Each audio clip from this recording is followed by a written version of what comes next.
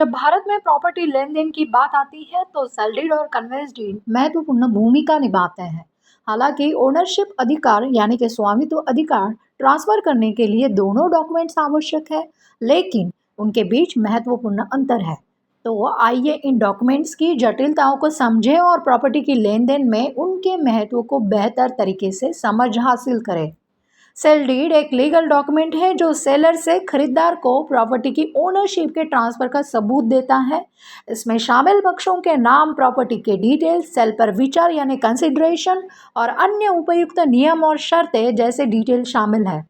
Sale deed वास्तविक बिक्री के समय एग्जीक्यूट की जाती है और उपयुक्त प्राधिकारी के साथ रजिस्टर किया जाता है।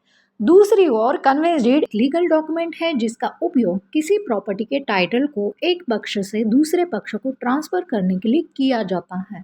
इसका उपयोग आमतौर पर उन मामलों में किया जाता है जहां प्रॉपर्टी किसी डेवलपर या बिल्डर से व्यक्तिगत बायर्स को ट्रांसफर की जा रही हो।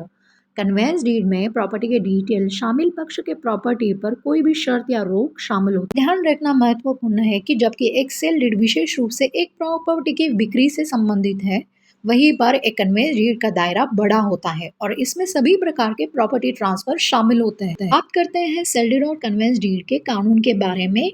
इन कार्यों से संबंधित शासकीय कानून को समझना खरीदारों और विक्रेताओं दोनों के लिए आवश्यक है। में सेल डीड के लिए शासकीय कानून सेल ऑफ गुड्स एक्ट 1930 और ट्रांसफर ऑफ प्रॉपर्टी एक्ट 1882 के और रजिस्ट्रेशन के लिए इंडियन रजिस्ट्रेशन एक्ट है। पर कन्वेंस डीड के लिए शासकीय कानून इंडियन रजिस्ट्रेशन एक्ट और इंडियन स्टैंप एक्ट 1899 है। संक्षेप में समझे कि जबकि सेल डीड और कन्वेंस डीड दोनों रियल एस्टेट में लेन देन में आवश्यक है, वे परिभाषा, शामिल पक्षों, रजिस्ट्रेशन, स्टैंप ड्यूटी, कानूनी सुरक्षा और महत्व के संदर्भ में अलग अलग है। सुचारू और कानूनी रूप से वैलिड प्रॉपर्टी लेन देन पक्का करने के लिए इन अंतरों को समझना महत्वपूर्ण है।